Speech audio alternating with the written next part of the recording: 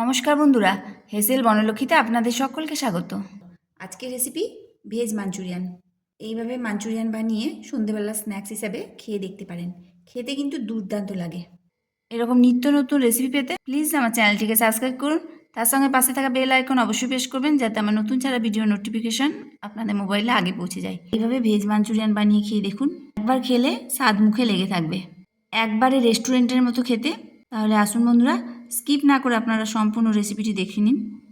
Veg Manchurian বানাবার জন্য আমি কিছু সবজি চপ করে নিয়েছি কিছু পরিমাণ বাঁধাকপি, একটা ছোট গাজর নিয়েছি, অল্প একটু বিনস, একটা গোটা পেঁয়াজ, অর্ধেক ক্যাপসিকাম, 4টে কাঁচা লঙ্কা আর একটা গোটা রসুন। এই চপারের মধ্যে আমি সমস্ত সবজিগুলো চপ করে নিলাম। এখন এর অর্ধেকটা পরিমাণ রসুন এর মধ্যে দিয়ে দিচ্ছি, বাকি অর্ধেকটা কারিতে দেবো, তাই রেখে দিলাম। এখন দিয়ে দিচ্ছি পরিমাণ মতো লবণ। লবণটা দেওয়ার পর সমস্ত সবজিগুলো একসাথে মাখিয়ে নিচ্ছি, কারণ লবণটা দিলে সবজি থেকে জল বেরিয়ে আসবে। এখন দিচ্ছি 2 বড় চামচ ময়দা, দিয়ে দিচ্ছি 2 চামচ কর্নফ্লাওয়ার, দিয়ে দিচ্ছি হলুদ, দিয়ে দিচ্ছি 1 চামচ সোয়া সস। এখন সমস্ত উপকরণ একসাথে খুব ভালোভাবে মিশিয়ে নিতে হবে। যদি এর মধ্যে ময়দা কর্নফ্লাওয়ার লাগে তো দিতে হবে। আমি 2 চামচ করে দিয়েছি। মাখানোর পর ওটা বোঝা যায় লাগবে কি না, যদি লাগে তখন দেবো। যতটা ময়দা ততটা কর্নফ্লাওয়ার দিতে হবে। তবে খুব বেশি যদি ময়দা কর্নফ্লাওয়ার দেওয়া হয় তাহলে সবজির টেস্টটা ঠিক পাওয়া যায় না, একটু শক্ত খেতে হয়। তাই যতটা কমে সম্ভব মাখাবার চেষ্টা করতে হবে। তো এখানে মনে হচ্ছে আমার আরেকটু লাগবে, কারণ বাইন্ডিং হচ্ছে না, এটা তেলে ছাড়লে এটা ভেঙে যাবে। তার জন্য এটা আরেকটু ময়দা আর একটু কর্নফ্লাওয়ার দিতে হবে। আরও 1 চামচ ময়দা আর 1 চামচ কর্নফ্লাওয়ার দিয়ে দিচ্ছি। এখন এটা খুব ভালোভাবে মাখিয়ে নিতে হবে। এটা খুব সুন্দরভাবে মাখানো হয়ে গেল। মোট 3 চামচ ময়দা আর 3 চামচ কর্নফ্লাওয়ার লাগলো। এখন এটা এইভাবে গোল গোল করে পাকিয়ে নেব, তেলে ভাজবো। কড়াই বসিয়েছি সাদা তেল।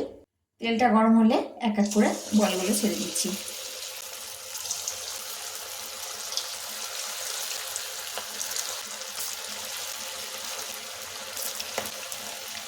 বেশি ছাড়বো না, মিডিয়াম ফ্লেমে ভেজে নিতে হবে।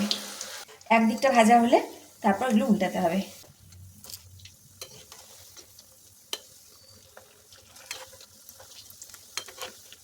বেশ মুচমুচে করে ভেজে নিতে হবে। দেখুন বন্ধুরা, এরকম মুচমুচে করে উল্টে পাল্টে ভেজে নিলাম। আর এগুলো এখন খুব সুন্দরভাবে ভাজা হয়ে গেছে। এখন এগুলো তেল ঝরিয়ে তুলে নিচ্ছি।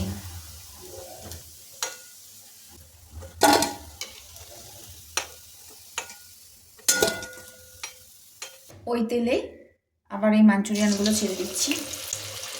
একইভাবে সব মাঞ্চুরিয়ান বলগুলো ভেজে নেব। এইভাবে যদি মাঞ্চুরিয়ান বানানো যায় একবারে রেস্টুরেন্ট স্টাইলের খেতে লাগবে। মাঞ্চুরিয়ানের বলগুলো সব ভাজা হয়ে গেল। ভাজার জন্য অনেকটাই তেল দেওয়া ছিল, তাই ওই তেলটা কমিয়ে নিলাম, কারণ অতটা তেল লাগবে না। তেলটা কমিয়ে নেওয়ার পর অর্ধেক রসুন যেটা গ্রেট করা ছিল ওর মধ্যে দিয়ে দিলাম। যখন একটা সুন্দর সেন্ট উঠবে ততক্ষণ অবধি রসুনটা ভেজে নেব। রসুনটা একটু কালার ধরা অবধি ভেজে নিলাম। এখন দিচ্ছি 2টো পেঁয়াজ কুচি। একটা পেঁয়াজকে 8 ভাগ করে পেঁয়াজের খোলাগুলো ছাড়িয়ে নিয়েছি। দিয়ে দিচ্ছি একটা ক্যাপসিকাম, এটা এরকম মোটা করে কেটে নিয়েছি। এখন এটা ভেজে নেব। খুব বেশি নরম করব না, হালকা করে ভেজে নিতে হবে। দিয়ে দিচ্ছি পরিমাণ মতো লবণ। এখন লবণ দিয়ে এটা ভেজে নেব। দিয়ে দিচ্ছি 6টা কাঁচা লঙ্কা, এরকম ছিঁড়ে দিয়ে দিলাম। ঝালটা আপনারা আপনাদের পরিমাণ মতো দেবেন, তবে এটা একটু ঝাল ঝাল হলে বেশি ভালো লাগে। খুব বেশিক্ষণ ভাজার দরকার নাই, আমি 2 মিনিট মতো নেড়ে নিলাম। পেঁয়াজটা একটু নরম হয়ে গেছে, বেশি ভাজলে কিন্তু ভালো লাগবে না, কারণ এই ধরনের খাবারে পেঁয়াজ ক্যাপসিকাম বেশি ভাজলে ভালো লাগে না। এখন গ্যাসের ফ্লেমটা কমিয়ে দিলাম। দিয়ে দিচ্ছি টমেটো সস, দিয়ে দিচ্ছি 1 চামচ চিলি সস, আর দিচ্ছি 1 চামচ মতো সোয়া সস। নিলাম হাফ বাটি জল আর হাফ চামচ কর্নফ্লাওয়ার। জলে খুব ভালো করে এটা গুলে নিচ্ছি, যাতে গোটা পেকে না থাকে সেইভাবে গুলে নিতে হবে। এখন এই জলটা এর মধ্যে দিয়ে দিচ্ছি, খুব ভালোভাবে মিশিয়ে নিচ্ছি।